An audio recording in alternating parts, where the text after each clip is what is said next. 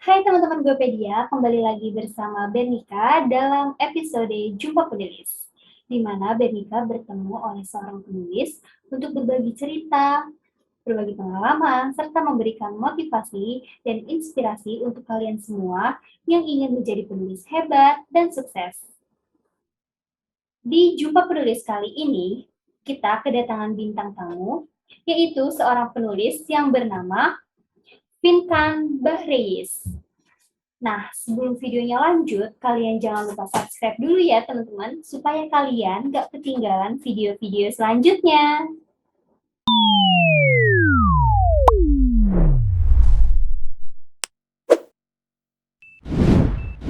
Assalamualaikum warahmatullahi wabarakatuh. Waalaikumsalam warahmatullahi wabarakatuh. Selamat siang teman-teman Gopedia yang sudah nonton video Jumpa Penulis kali ini. Sekarang kita udah bersama Kak Finkan Bahreis Hotazan, begitu benar ya Kak ya? Iya, namanya sangat luar biasa. Lalu Kak, boleh nih Kak langsung aja perkenalkan nama, alamat, kesibukannya apa, boleh perkenalkan ke teman-teman Gopedia yang sedang nonton video ini. Oke, sebelumnya Assalamualaikum warahmatullahi wabarakatuh. Sebelumnya terima kasih ya buat Gopedia sudah berkenan menyediakan atau mengizinkan saya di sini ya untuk komunikasi bersama teman-teman semua. Perkenalkan, nama saya Finkan Bahreis Hotazan, tadi sudah disampaikan ya. Teman-teman bisa panggil saya Finkan. Dan saya asli sih dari Brebes ya, asli dari Brebes, sekarang domisili di Bogor, daerah Cilengsi. Saya dari sekilas sih saya dari alumni Jenderal Sudirman ya, dan saat ini saya punya sebuah usaha ya namanya Seeker Revolution Organizer. Jadi kebetulan saya CEO di sana di Seeker Revolution Organizer. Nah seperti itu. Nah mungkin segitu, nanti kita lebih detailnya nanti teman-teman kalau misalkan pengen tahu saya bisa juga nanti saya kasih kontaknya mungkin ya atau Instagramnya. Oke. Baik, boleh Kak. Terima kasih ya Kak. Nah, kesibukan Kakak berarti sehari-hari bekerja ya Kak ya? Bekerja. Di Bogor. Saya bekerja, betul. Tapi nah, kebetulan ya. Iya, kebetulan bisa dilanjutkan Kak. Nah, kebetulan sebuah usaha rintisan ya, sejak dulu saya kuliah di semester 5, saya bangun sebuah event organizer gitu kan, dimana sekarang bergerak tidak hanya di event organizer tapi di training juga di sebuah lembaga training, terus manajemen artis, talent, dan juga terkait dengan manajemen UMKM ya. Jadi saya di sana sih sekarang kesibukannya. Selain itu bekerja juga di bagian K3 sih saya di ranah keselamatan kesehatan kerja. Oh baik, luar biasa ya Kak ya. Kalau boleh tahu, berarti di Bogor ini Kakak sedang merantau begitu ya? Aslinya tadi Betul. Dari Brebes ya? Ya, merantau. Tapi ya sebenarnya sih saya merantau ya dari Brebes ke Cilengsi. Cuman sini juga udah ada rumah sekaligus sekrem ya. Nanti teman-teman kalau yang sekitar-sekitar Cilengsi boleh lah mampir. Kita sharing-sharing. Wah, luar biasa ya Kak ya. Oke baik Kak, kita langsung bahas buku Kakak gitu ya enaknya ya. Ya boleh. Yang pertama buku Kakak adalah Impossible is Nothing.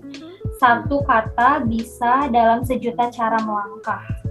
Wow, ini dari judulnya aja udah luar biasa ya Kak. Bisa dijelaskan mungkin Kak perjalanan nulisnya atau isi buku dari ini tuh cuplikannya gimana sih Kak? Oke.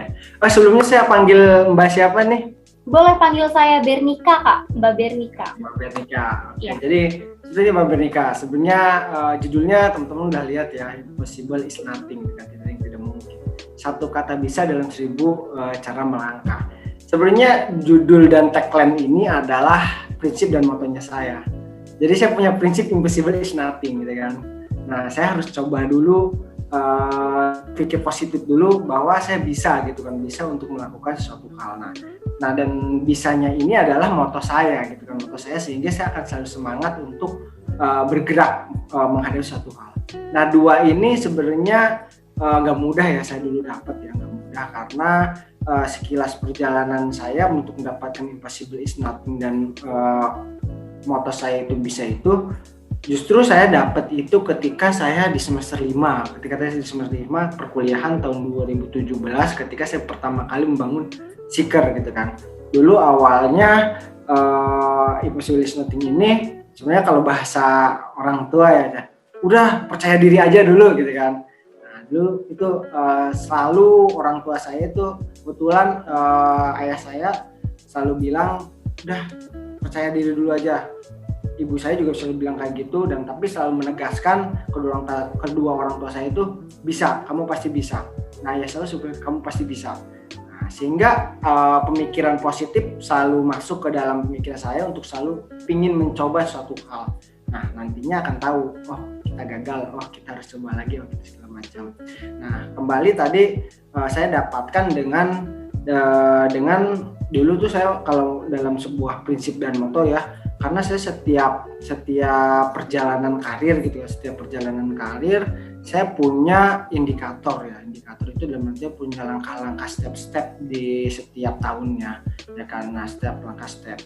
Nah, waktu awal dulu perkuliahan saya selalu bilang saya ingin belajar segala hal untuk dunia perkuliahan maupun dunia ekstrakurikuler ya, atau UKM ya, unit kegiatan mahasiswa.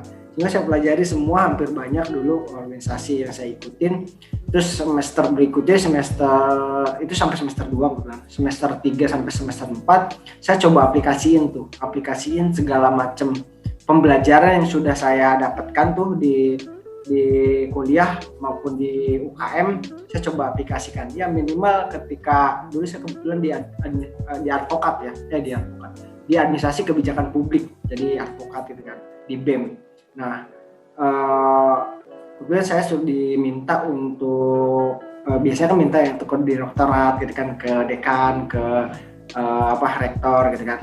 Nah, dulu waktu semester 1, semester 2 saya sering diantar sama komunitas. Nah, setidaknya semester 3, semester 4 saya mencoba untuk sendiri gitu kan, Nah, setelah saya mencoba untuk sendiri, semester 5 dulu indikator saya berubah, di mana saya pingin sebuah relasi yang banyak, sehingga organisasi besar kayak organisasi perusahaan, karena kebetulan dulu waktu saya pertama kali rintis buku ini, saya berada di organisasi perusahaan, yaitu kita Komsel sama di Bank Indonesia, sama yaitu di event organizer juga bersama rekan saya gitu kan.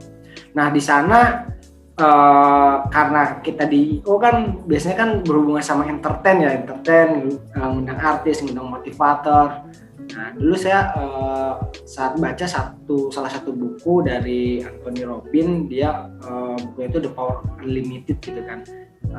The Power Unlimited saya buka, terus nah disitulah waktu itu membuka pemikiran saya, di mana kamu harus punya pondasi. Kamu harus punya pondasi untuk jangka waktu ke depan. Kamu harus punya pondasi untuk karirmu. Kamu harus punya pondasi untuk kamu lebih baik. Nah, sehingga akhirnya saya pikirin tuh di semester 5, saya mikir nih, apa pondasi saya? Karena kebetulan saya orang yang kalau mencari jati diri ya, saya selalu menanyakan ke diri saya sendiri. Misal contoh kayak gini, saya kenapa sih saya harus ikut organisasi gitu kan? Kenapa sih saya harus menulis buku gitu kan? Kenapa sih harus membuat suatu usaha? Saya selalu tanyakan ke diri saya sendiri. Sehingga ketika saya selalu ditanyakan, dia akan menjawab dengan sendirinya di pemikiran kita. Oh, ternyata harus ini. Nah, disitulah singkatnya itu saya menggali itu semua, dan muncullah tadi.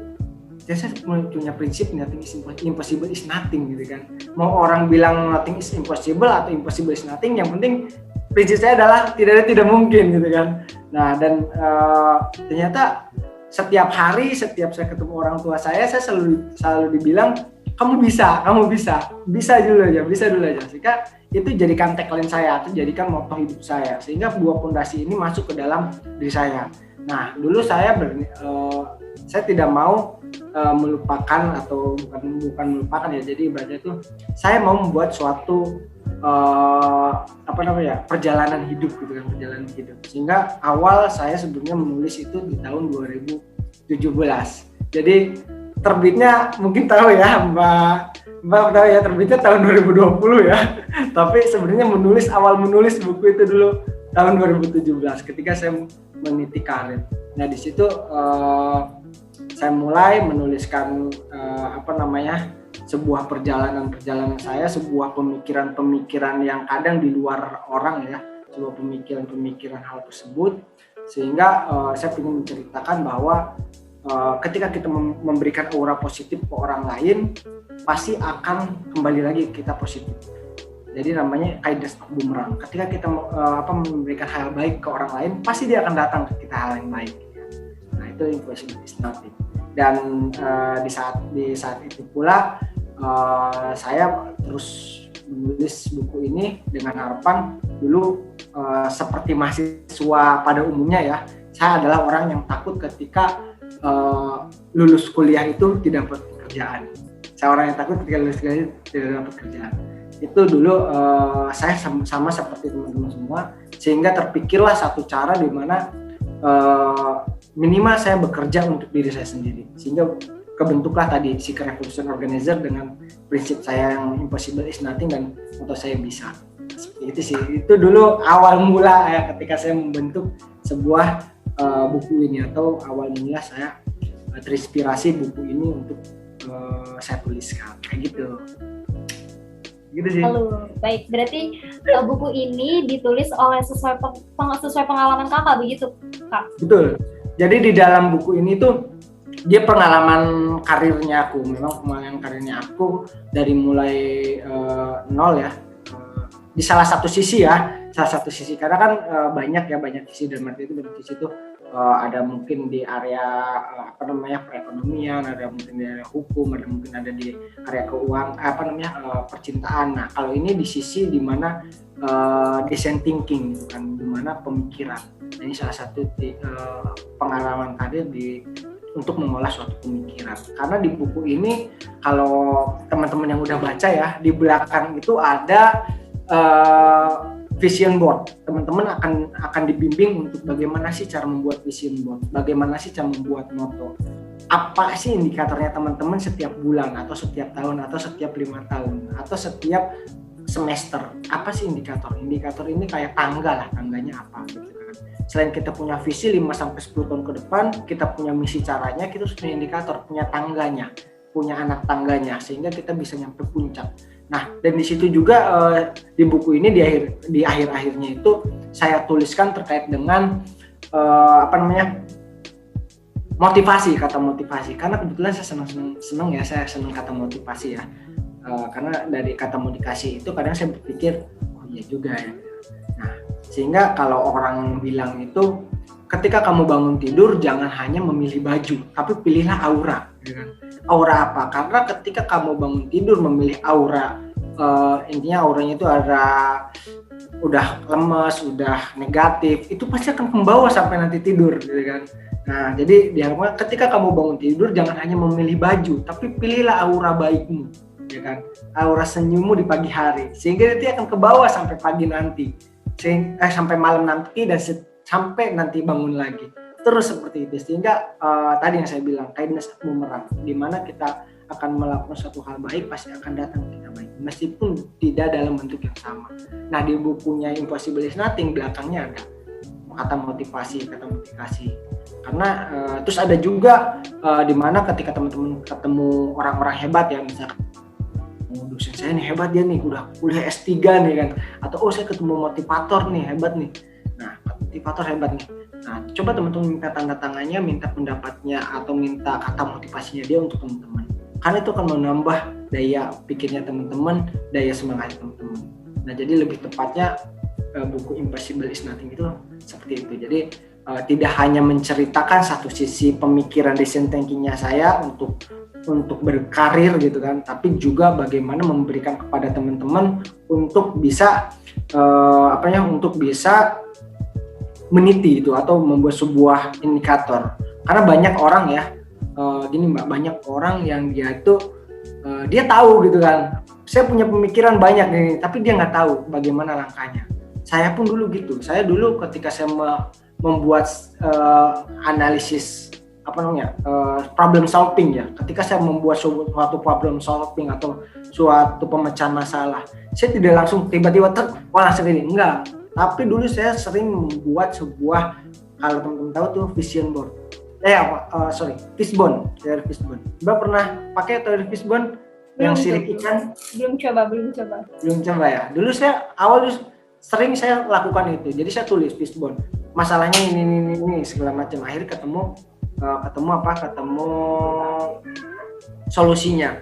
Nah, beberapa tahun saya lakukan itu. Setelah saya lakukan itu berhasil, akhirnya di luar kepala. Nah, seperti itu. Jadi kadang kita membuat buku, kadang kita membuat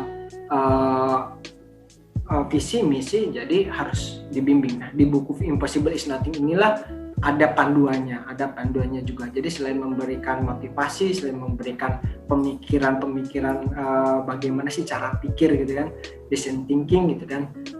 Jadi dia ada juga langkah-langkahnya. Ya langkah simpel sih, memang nggak sempurna ya, tapi adalah dasarnya ada di sini.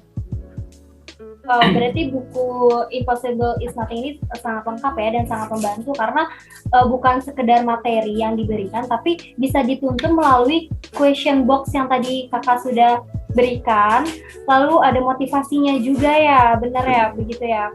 Nah, tapi kalau menurut kakak sasaran buku ini ke siapa aja sih? Sebenarnya kalau sasaran buku ini tuh tepat sekali untuk anak-anak muda ya, generasi muda, terutama umuran 15 ya sampai 25 tahun, mungkin 25-27 ya. Yang dimana gejolak semangat mudanya itu pingin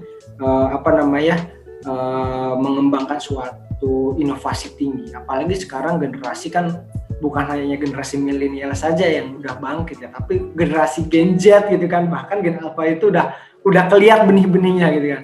Nah, mereka ini adalah orang-orang yang cocok sebenarnya, orang-orang yang cocok untuk membaca buku ini. Karena saya sampaikan bahwa kadang terlihat sama tapi pemikirannya berbeda. Ya, karena orang, misalnya kamu sama-sama mahasiswa nih, tapi pemikiranmu tuh jauh lebih luas, jauh lebih depan daripada rekannya kamu. Itu kadang seperti itu. Dari mana dia dapat? Dari hasil pengalaman. Dari mana dia dapat? Dari hasil dia mencari sebuah informasi segala macam. Nah, karena kalau saya selalu bilang ya, dulu saya ketika berkarir ya, salah satu buku yang masih saya ingat itu ketika saya mau ketemu Miss Mary Riana dulu saya punya bukunya namanya Si Juta Solo. Saya minta langsung tanda tangannya dan dia sampaikan think fight till in the end, Finkan berusaha sampai akhir gitu kan. Dan itu terus melekat di saya gitu kan. Terus melekat sampai sekarang gitu kan. Sampai beberapa hal ada beberapa mentor dulu namanya Tony Gunawan selalu bilang ke saya pernah menanyakan Vin, bagaimana sih cara saya menanyakan coach bagaimana sih cara berkarir untuk masa depan ya kan, atau cara seperti coach lah, intinya bisa percaya diri, bisa sukses kan. Dia selalu bilang jadilah orang yang punya skill, integritas dan passion. Nah, ini dibahas di buku tersebut. Ini dibahas di Impossible is Nothing tersebut. Jadi perjalanan saya di situ ketemu orang-orang hebat ya kan. Ketemu orang hebat kayak Miss Mariana, terus ketemu Tony Gunawan yang tadi memberikan kata SIP ya, skill, integritas dan passion. Itu di situ ada. Saya jelaskan di situ semua. Sampai terakhir mungkin saya ketemu Menteri Parekraf ya yang sekarang ya, Sandiaga Salahuddin. Di situ juga ada. Jadi tadi di situ banyak kata motivasi dan juga perjalanan, sekaligus juga bagaimana sih kita cara bergerak. Karena tidak hanya kita mendengar ya, tidak hanya kita belajar, tapi kita harus bergerak melakukan suatu hal. Karena tidak akan berhasil kalau teman-teman tidak action. Itu tidak akan berhasil ketika tidak action. Kalau kita bilang tuh bukan sesuatu hal yang hebat kalau kita hanya memulai, tapi bagaimana kita mengakhiri, itulah hal yang hebat. Mengakhiri dengan apa? Mengakhiri dengan berhasilkah, mengakhiri dengan perbaikan-kah, atau mengakhiri dengan gagal-kah. Itu. Jadi di buku itu semuanya dibahas. Bagi saya gitu sih. Baik, berarti buku ini cocok juga ya buat anak-anak SMA atau SMK yang sudah mau lulus, yang sudah merencanakan karirnya, atau bahkan mahasiswa juga yang sedang merencanakan karirnya tuh kedepannya mau seperti apa? Ya. pas juga untuk teman-teman yang lagi bangun usaha, misalkan orang-orang di atas umur 27 tahun ke atas tuh, 27 tahun ke atas. Karena beberapa buku saya juga ada sih yang pelanggannya dia umurnya 40-50 tahun gitu kan. Dia baca gitu kan. Nah, jadi mereka kan kadang-kadang kalau bangun usaha kan ngedrop gitu kan, bisa ngedrop atau kan namanya gejolak ya. Mereka cocok juga. Ya untuk orang-orang yang pingin bangkit kembali. Insya Allah buku cocok. Oh, luar biasa ya kayak supaya berkarir, supaya sukses nih bisa dibantu dengan buku Impossible is Nothing buatan Kak Vincent ini, begitu ya Kak ya. Nah lalu nih Kak, kalau saya boleh tahu, stiker ya tadi ya usahanya ya Kak ya. Stiker itu apa sih Kak? Boleh dikasih tahu nggak nih buat penonton-penonton yang lagi nonton video ini? Jadi Seeker Revolution Organizer itu satu platform di bidang pendidikan ya, bidang manajemen juga dan bidang terkait dengan pengelolaan SDM. Nah, di mana tadi di bidang platform di bidang pendidikan itu adalah kita menyediakan sebuah acara-acara ya. Jadi kayak misalkan seminar online, seminar offline, nah kayak gitu. Terus talk show, terus kita juga menyediakan terkait dengan training privat. Misalkan teman-teman ingin bisa public speaking, tapi yang non akademik gitu kan. Kita sejauh ini sih masih non akademik. Jadi kayak ingin bisa public speaking, ingin punya personal branding, ingin punya personality development, motivasi segala macam. Nah kita sediakan hal tersebut. Nah kalau tadi yang di manajemen talent atau manajemen SDM, kita punya juga naungan komunitas anak muda, Youth Development Community namanya, di mana dia bergerak untuk karena di sini tuh umurannya 15 sampai 24 tahun ya. Jadi dia bergerak untuk bagaimana dia tuh menjadi entrepreneur muda, bagaimana dia tuh nanti tuh ketika lulus di komunitas kami bukan hanya menjadi orang yang organisasi selesai gitu kan, ngerjain program kerja selesai, tapi bagaimana dia dibentuk untuk bagaimana sih dia punya usaha, atau setidaknya kalau dia susah untuk punya usaha, bagaimana dia bekerja itu secara profesional di pekerjaannya nanti. Nah itu di situ. Nah Seeker menaungi tersebut. Nah yang ketiga dia bergerak di manajemen UMKM. Jadi UMKM mikro nih yang di bawah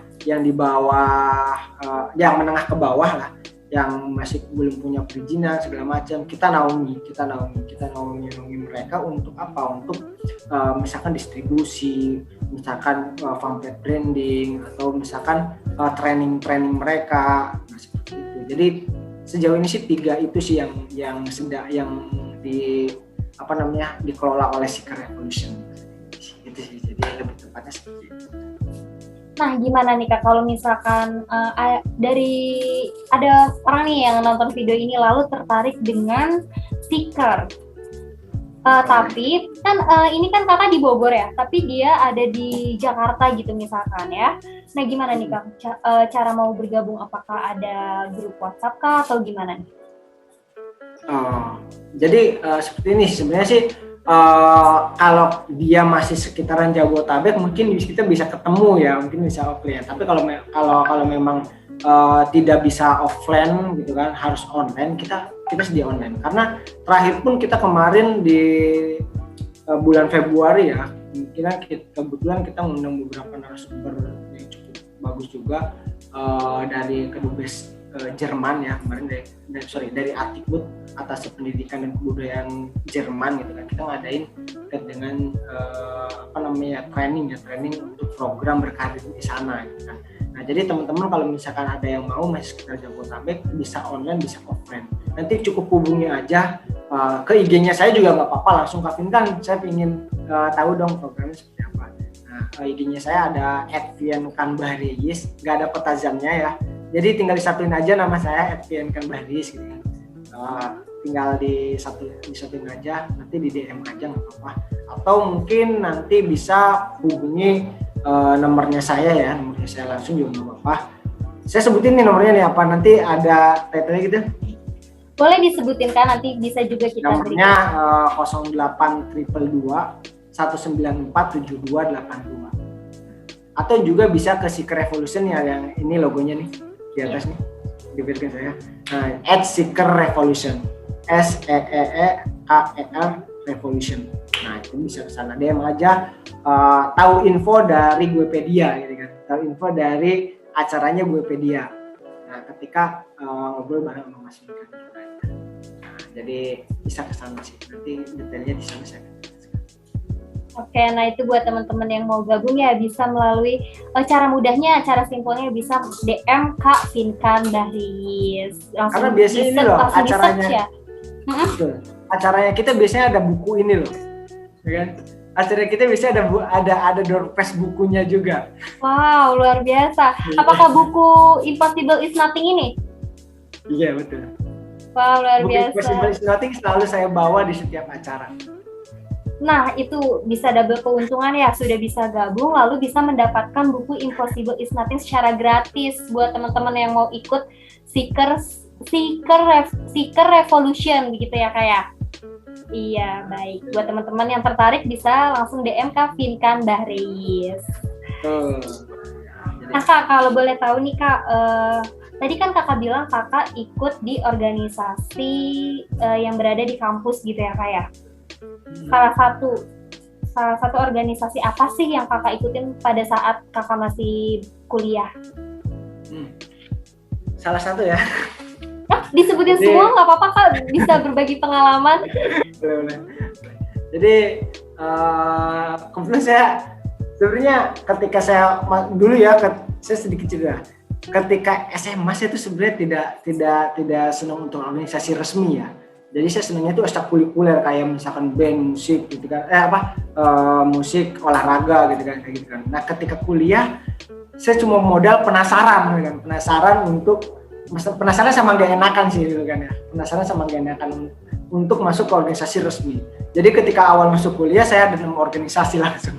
Satu saya di BEM, di Badan Eksekutif Mahasiswa Kesehatan Masyarakat, karena background saya adalah kesehatan masyarakat. Jadi teman-teman mungkin cukup aneh ya di kesehatan atau ke ekonomi kan.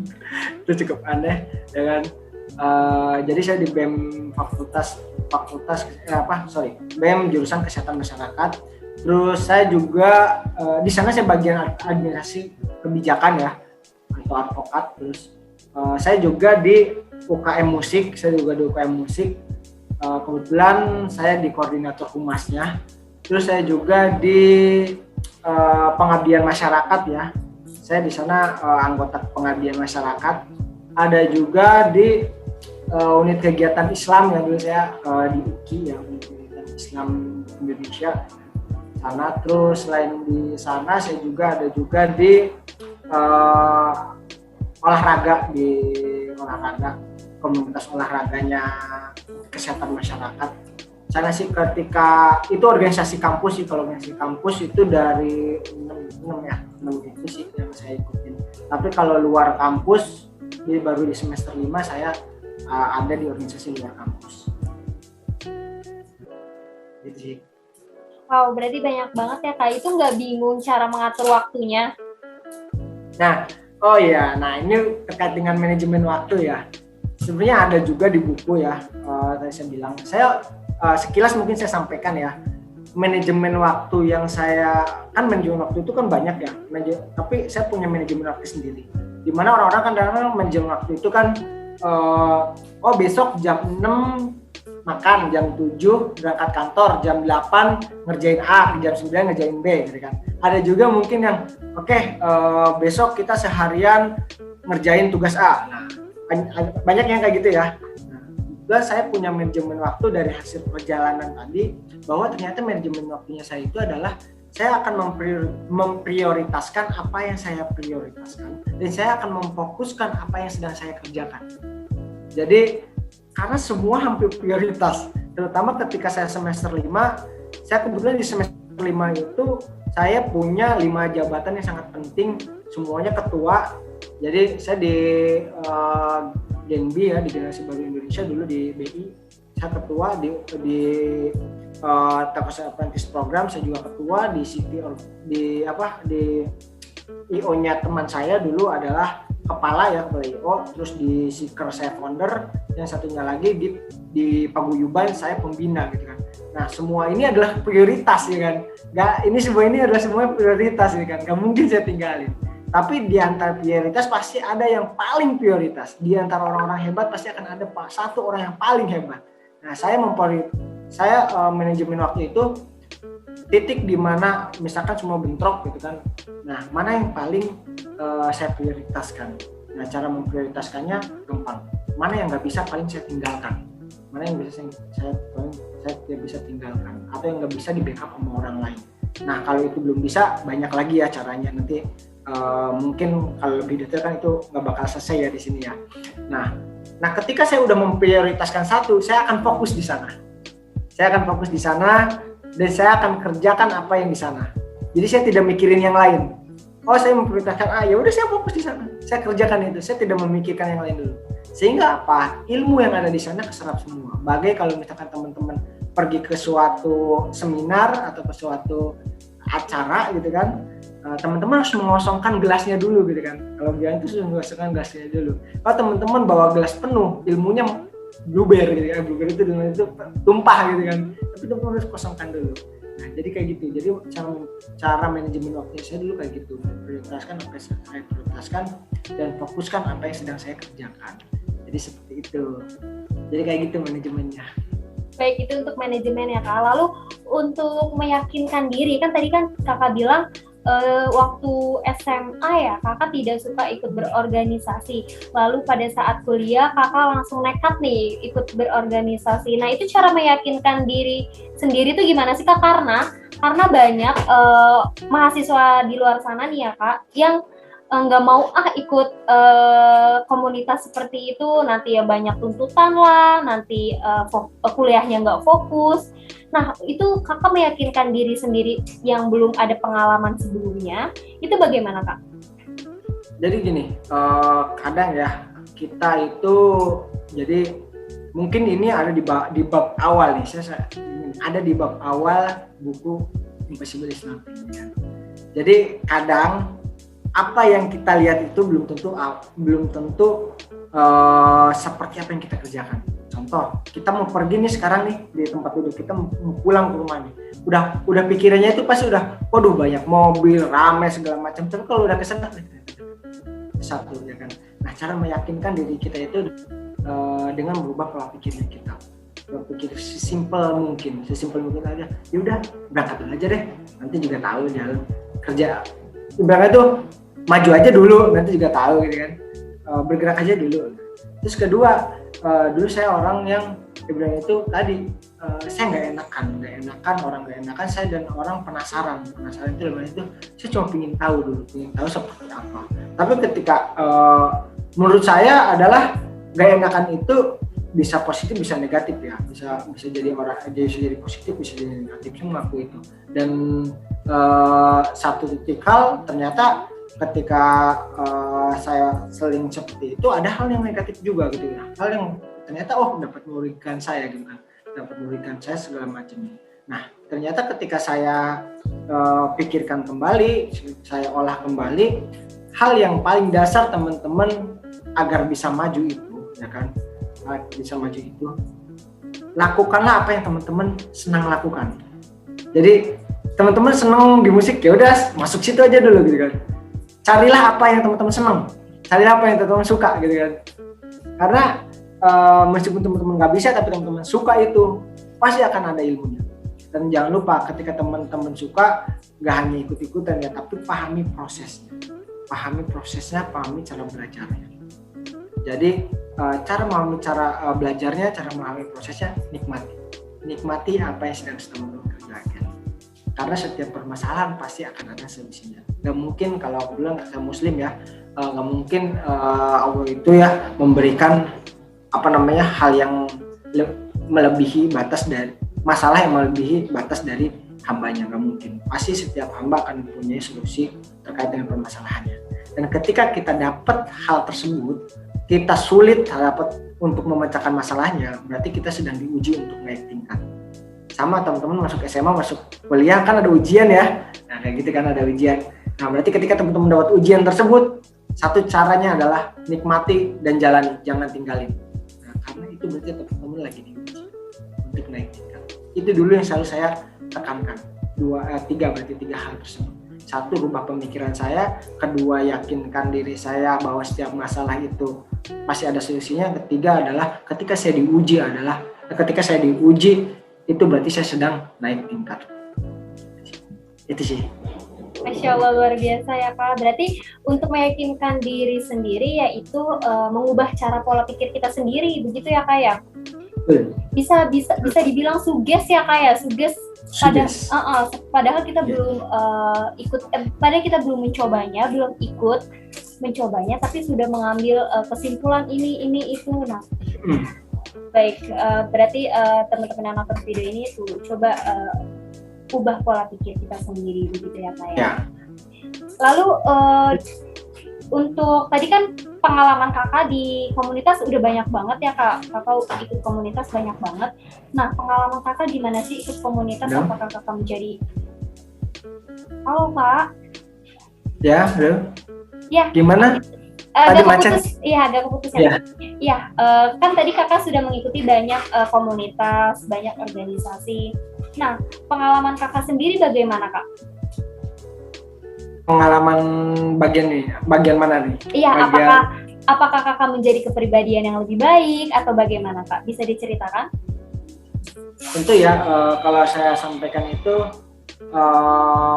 setiap kita masuk organisasi, setiap kita membuat sebuah acara atau setiap kita ada di sebuah forum, itu pasti akan ada esensi yang berbeda-beda. Esensinya semuanya pasti beda, nggak mungkin sama. Dan setiap itu pula kita akan diuji untuk menjadi lebih baik. Jadi tadi kalau ditanya bagaimana mulainya dengan cara menikmati perjalanannya, terus menjalani prosesnya gitu kan. Nah, kita akan upgrade lebih baik daripada orang lain yang urusannya sama di organisasi tersebut. Nah, detailnya nanti kita detailnya sangat ada di buku. Ya pasti akan menjadi lebih baik dan mempunyai wawasan yang lebih luas pastinya ya. Pasti. Ya kayak. Sama relasi. Yang penting sih satu tujuannya ini Mbak. Kadang orang masuk organisasi itu bingung. Saya pernah tanya kamu masuk organisasi setelah lulus kamu mau jadi apa ya? Karena dulu saya kebetulan di SR juga ya.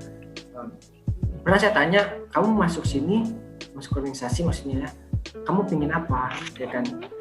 Pingin apa? Spesifik aja pingin apa? Pingin public speaking, pingin relasi, pingin kerjaan segala macam. Nah, kadang orang bingung untuk mengungkapkan hal tersebut. Kadang hanya mengungkapkan untuk saya pengen dapat pengalaman. Pengalamannya yang mana nih? Kan banyak nih pengalaman ketemu orang, pengalaman bikin data gitu kan. Nah, itu kadang orang kadang banyak pemuda ya yang masih bingung hal dasar tersebut. Atau sebaliknya, setelah lulus organisasi, kadang saya tanya, kamu dapat apa dari organisasi? Dia bingung. Apa ya? Dapat ngerjain prokor A, B, C, D, F, ya kan? Tapi dia bingung, ya kan? Dapatnya apa? Nah, hal ini juga perlu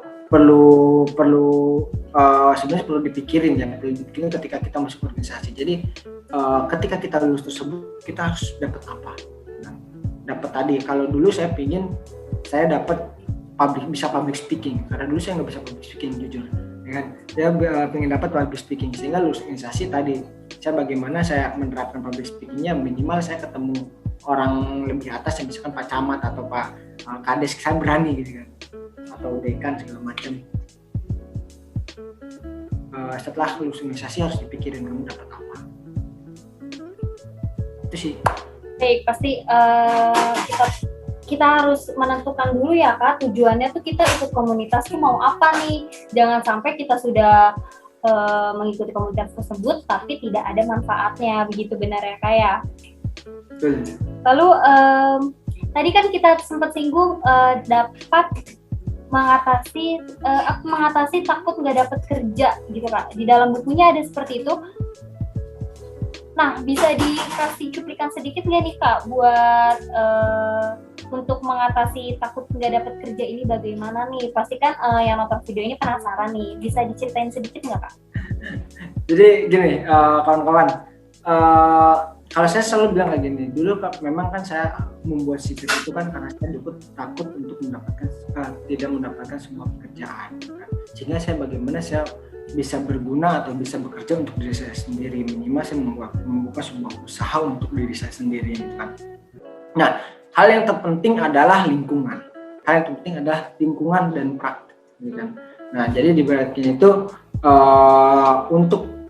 untuk mencipta, jadi kan ada bahasa nih, kalau teman-teman pengen wangi ya mainlah sama yang pedagang parfum gitu kan. Kalau teman-teman nggak mau wangi ya jangan main itu. Sama di lingkungan dunia kerja atau di lingkungan teman-teman mungkin nanti berwirausaha segala macam, ya perbaikilah lingkungannya gitu ya, perbaikin lingkungannya. Nah, kalau teman-teman pahitnya, aduh lingkungannya saya nggak bisa diperbaiki, perbaikilah cara pola pikirnya, ya kan, cara pola pikirnya, karena lingkungannya akan sangat mendukung bagaimana pola pikir ke depannya. Tapi kadang juga kan ada yang terbentuk, ya lingkungannya saya gini-gini aja, nggak bisa saya open mindset ya, berkembang. Ya berarti perbaikilah cara pikirnya. Kenapa saya bilang perbaiki cara pikirnya? Berarti kamu harus out of the box. Out of the box itu kamu harus mencari sesuatu yang tidak pernah kamu lakukan. Karena apalagi menurut saya sih sekarang nggak mungkin ya, susah karena sosial media udah sangat banyak sekali ya. Jadi misalkan kayak gini, misalkan saya nih si A itu lingkungannya ya lingkungan orang gaptek gitu kan, nggak tahu teknologi gitu kan, Nah, dia nggak bisa ngerubah lingkungannya, ya kan. Berarti rubahlah cara pola pikirnya dia, bagaimana dia bisa belajar teknologi gitu kan. Nah, entah kemanapun pasti akan ada cara gitu kan. Nah, tapi ketika dia bisa merubah lingkungannya, saya coba main sama orang-orang yang IT gitu kan, ya saya nggak bisa nggak apa-apa ya kan, nanti dia akan ketularan gitu. Seperti itu. Jadi sama tadi di dalam saya menanggulangi untuk saya takut untuk tidak dapat pekerjaan. Jadi caranya adalah saya kumpul dengan para pengusaha, saya kumpul dengan para orang-orang di perusahaan. Dulu saya kebetulan kan saya di IO kan entertain gitu kan, banyak orang-orang dari perusahaan. Saya di Telkomsel sama di Bank Indonesia, saya coba mengelola cara pemikirannya mereka sehingga ya sampai sekarang gitu kan, sampai sekarang terbentuk gitu kan, sehingga sampai sekarang saya malah menimbulkan inovasi-inovasi baru di mana saya ingin menaungi anak muda, membuat sebuah komunitas, ingin menaungi sebuah UMKM, ingin punya inovasi A, B, C gitu kan. Ya kan itu karena membentuk sebuah lingkungan. Jadi caranya pertama pentingnya adalah bentuk sebuah lingkungan. Kedua, bentuk sebuah pola pikir. Yang ketiga adalah kerjakan, praktekkan. Kalau ada ilmu namanya ATM, amati, tiru, modifikasi. Amati orang lain, tirulah dan coba modifikasi. Kalau cuma sampai tiru, plagiat namanya. Tapi coba modifikasi sedikit aja. Itu. Wow, baik, luar biasa ya Kak. Ini jadi teman-teman yang nonton video ini tanpa harus membaca buku Impossible is Nothing jadi udah ketahuan nih gimana cara mendapatkan kerjanya ya. Yang pertama yaitu tadi lingkungan, pola pikir, sama apa tadi Kak, ATM ya? ATM, amati, tiru, modifikasi. Iya Kak, karena benar banget kalau lingkungan kita yang itu aja, ya kita juga pasti bakal di posisi yang itu juga. Dan pola pikirnya benar sekali, karena sekarang zaman makin canggih, nggak mungkin nggak ada yang bisa kita lakuin. Apalagi sudah ada komunitas, banyak komunitas, dan termasuk kakak nih, Seeker Revolution, bisa juga gabung di Seeker Revolution begitu ya Kak ya. Pokoknya yang pasti tidak ada cara pasti, semua ada cara, ada solusinya. Oke, baik Kak. Lalu kalau menurut saya tahu, untuk buku Impossible is Nothing ini dari proses penulisan dan editing itu berapa lama sih Kak? Gimana prosesnya? Kan tadi kan Kakak sebutin dari tahun 2017 ya, dan baru terbit di tahun 2020. Nah, gimana nih Kak prosesnya? Jadi panjang ya kalau teman-teman ya. Sebenarnya nih prosesnya ini tuh saya tulis itu di 2017. Saya sudah menuliskan itu bab-babnya. Jadi teman-teman kalau mau menulis ya, tadi satu cari, sebenarnya sih kalau teman-teman udah punya tema dulu atau judul dulu, tulis aja di dulu. Tapi kalau misalkan belum, tulis aja dulu sub-subnya. Dulu saya pertama kali dulu saya tulis sub-subnya atau bab-babnya dulu kan. Bab-babnya sudah saya tulis tuh. Saya pingin di bab 1 itu saya bahas apa, tujuannya apa. Saya pingin bab 2 itu bahas apa, tujuannya apa. Bab 3 bahas apa, tujuannya apa. Nah setelah bab-babnya, jadi berarti itu kerangka ya, karena sistematika ya, karena nggak hanya makalah atau skripsi segala macam yang punya sistematika, buku pun punya sistematika gitu kan. Nah jadi saya buat bab-babnya dulu. Nah setelah saya buat bab-babnya dulu, saya buat isinya. Nah cara menulis tulis aja dulu apapun yang teman-teman pikirin. Pokoknya apapun yang teman-teman pikirin, tulis aja dulu. Jangan berpikir dulu, wah tulisan saya bagus gak? Enggak, tulis aja dulu ya kan, tulis aja. Oh saya kemarin kayak gini, kemarin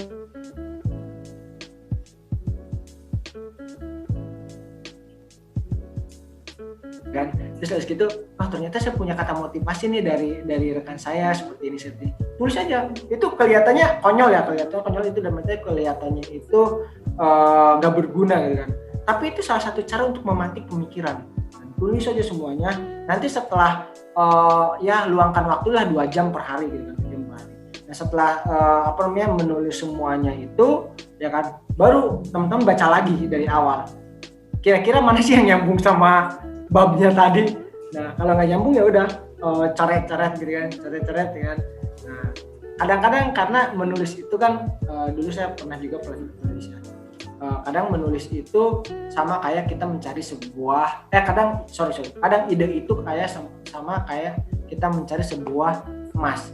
Kita nggak mungkin dong cari emas itu di atas tanah, pasti kita harus gali dulu baru emasnya ada di bawah, harus kita saring dulu baru emasnya di bawah. Sama ide juga kayak gitu. Jadi makanya tadi saya suruh tulis, dan nanti teman-teman akan nemu idenya itu di dalam setelah teman-teman banyak menulis.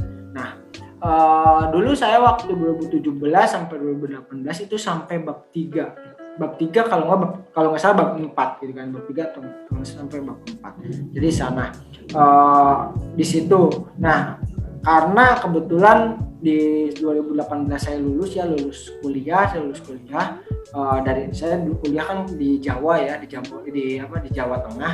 Nah saya harus ke Jabotabek untuk berkarir lagi gitu kan, sehingga merantau kembali dan membentuk karir dari awal lagi di Jabotabek.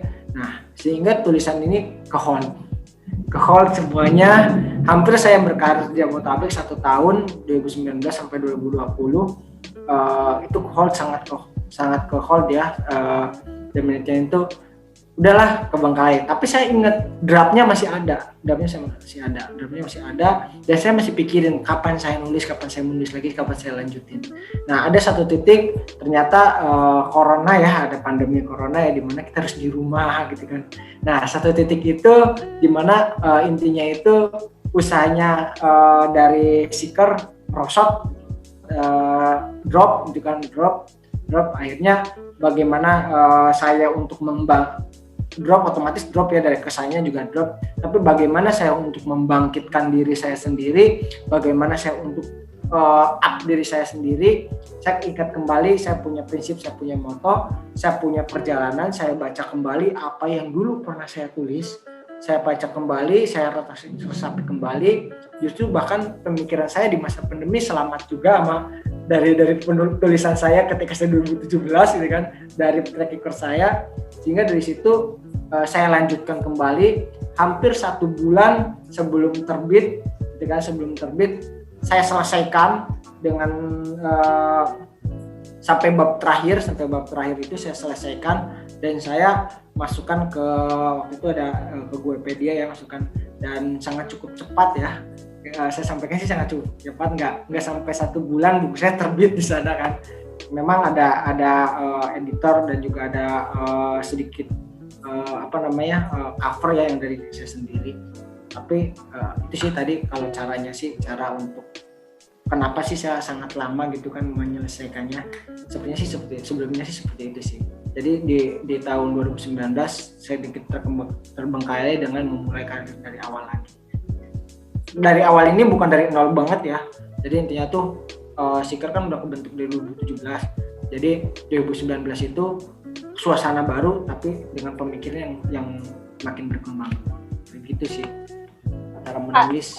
Iya benar Kak. Lalu apakah menulis ini sudah jiwa kakak dari kecil hobi atau bagaimana nih kak? Kok tiba-tiba menulis dan menerbitkan buku, bagaimana nih?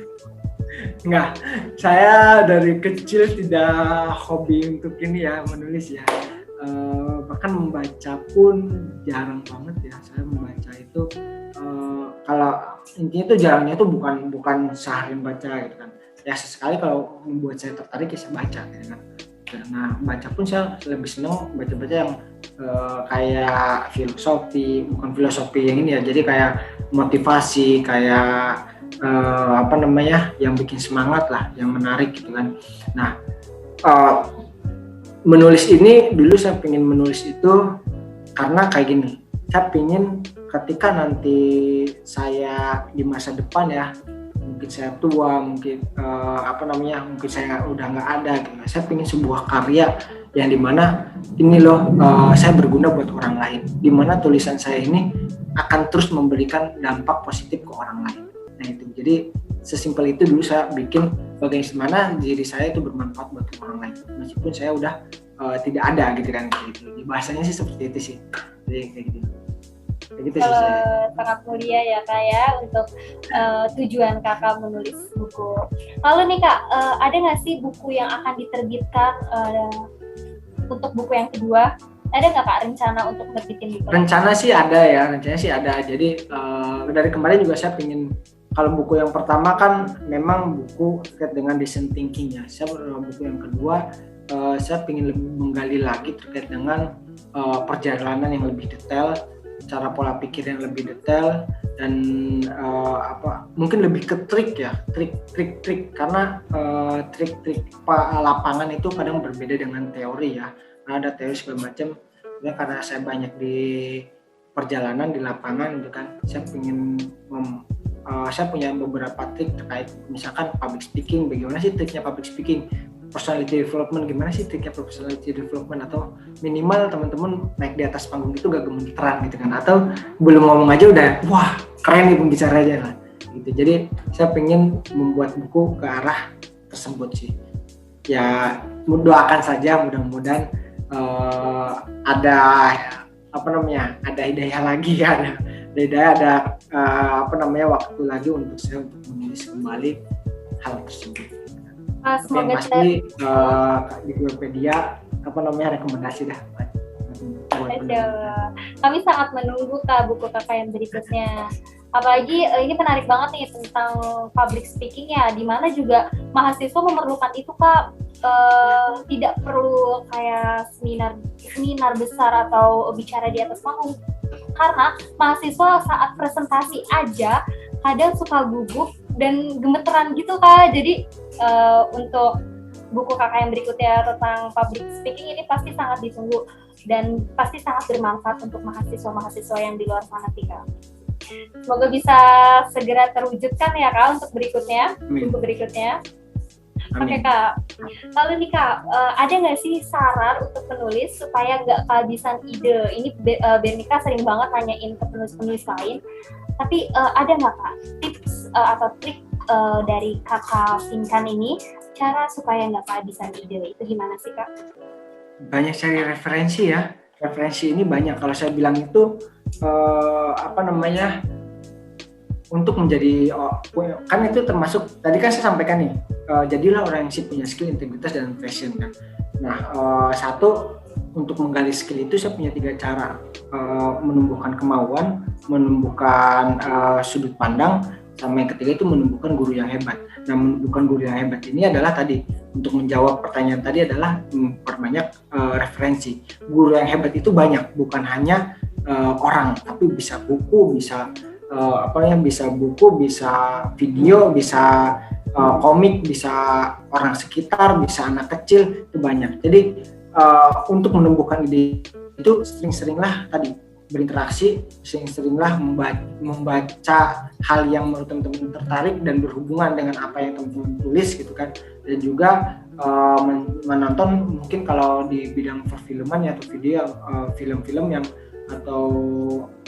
film-film yang bisa membuat teman-teman termotivasi kembali.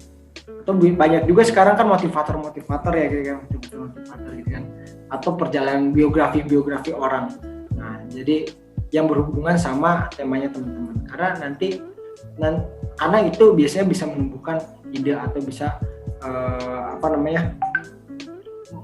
membuat pemikiran, oh ternyata ini nih kayaknya dimasukkan ke penulisan nih. Ini masukin kayaknya di bukuku cocok nih. Tinggal teman-teman kembangin. Jadi kayak gitu sih.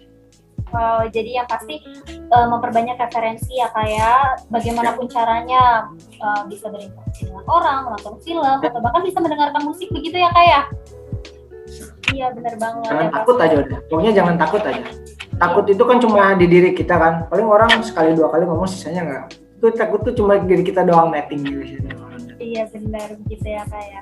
Nah pertanyaan terakhir nih kak, kakak tahu Guepedia dari mana sih kak, dan pengalaman terbitin di Guepedia itu seperti apa? Saya tahu Guepedia sebenarnya dari rekan saya. Waktu itu rekan saya itu saya satu komunitas sama beliau. Mungkin nanti juga kayaknya beliau juga bakal sering kayak gini juga ya. Namanya Yusuf kan. Nah, saya tahu dari beliau ya kan. Beliau menerbitkan buku, perjalanannya juga cukup keren kan. Terus saya keinget saya punya buku. Akhirnya saya tanya ke beliau seperti gimana cara terbit di sana kan. Nah, akhirnya setelah saya tanya, saya diarahkan ke sebuah websitenya Guepedia, ya kan, www.guepedia.com ya. Nah, habis itu saya cari di sana, panduannya mudah banget, panduannya sangat mudah karena di sana sudah lengkap bagaimana cara pengen jadi penulis atau pengen beli buku ya, ada di sana. Nah, setelah itu saya coba lihat juga di Instagramnya, ada Instagramnya juga, ya kan, dan dijelaskan juga banyak juga terkait dengan memberi motivasi kita atau juga memberi pemikiran kita pengen cepet-cepet nih buat buku nih, itu ada juga. Jadi dulu saya dari sana. Jadi pertamanya memang dari rekomendasi teman, habis itu dari website, lalu dari Instagram. Baik, nah untuk pengalaman sendirinya bagaimana nih Kak? Apakah dimudahkan atau bahkan disulitkan? Untuk di Guepedia ya, aku membuat buku dari awal ngupload ya kan. Sebelum ngupload kan saya tanya nih, karena kan teman-teman pasti hal dasar yang teman-teman pikir, aku udah nulis nih mau gimana nih ya kan gitu kan. Nah itu pasti hal dasar ya. Dulu saya kontak personnya, saya kontak ya. Setelah itu ternyata responnya sangat cepat ya. Ini pengalaman ya. Ini responnya sangat cepat. Saya dikasih tahu ada manual booknya, ya kan ya. Ada manual booknya. Nah manual book dan template-nya, ya kan. Sehingga ternyata tahu seperti. Karena kebetulan saya tuh orang yang saya nggak mau diwakilin orang lain, saya kerjain sendiri ya. Sehingga saya tahu nantinya ketika orang lain tanya saya tahu gitu kan. Nah jadi ada manual booknya, ada template-nya. Akhirnya saya masukkan ke template-nya, segala macam udah masukkan ke template-nya. Nah habis itu saya tanya lagi, ini harus digimanain? Ternyata harus upload kan ke webs ya. Nah habis itu saya upload nggak lama itu diproses ya, nggak lama diproses. Saya upload itu naskah cover sama sinopsis ya, sinopsis. Nah nggak lama waktu itu dua minggu itu berapa, pokoknya nggak lama langsung terbit dan itu sudah masuk ke ISBN dan sangat komplit lah, menurut saya sih sangat komplit. Saya jujur saya nggak tahu ISBN ya, saya tahunya itu bagaimana buku saya terbit aja. Dulu tuh saya nggak tahu nih, ternyata buku itu ada syaratnya, ketika kamu nerbitin buku itu kamu tuh harus sampai ISBN, harus sampai persyaratan ini.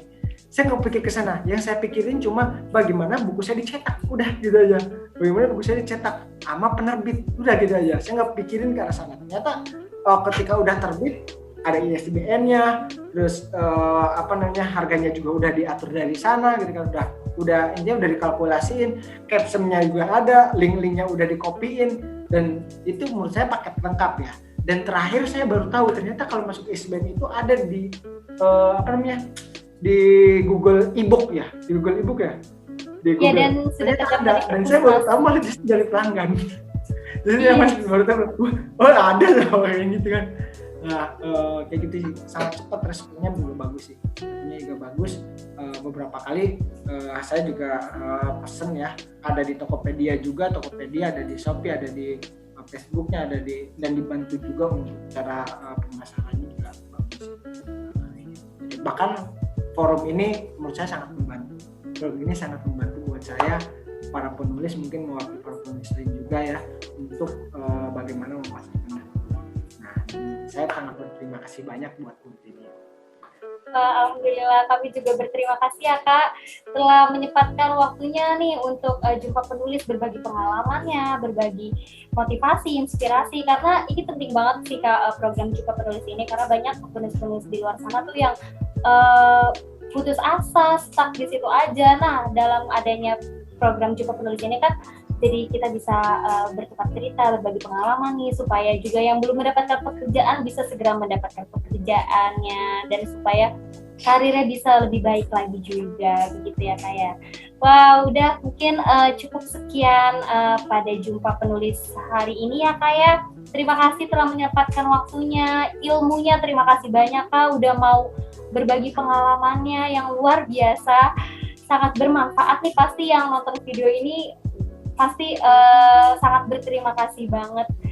Dan oh ya Kak, pasti jangan lupa ya Kak ya, buat yang mau beli buku Impossible is Nothing nih, bukunya Kak Finkan, bisa langsung aja di guepedia.com atau di marketplace yang sudah disediakan oleh Guepedia, gitu ya Kak ya.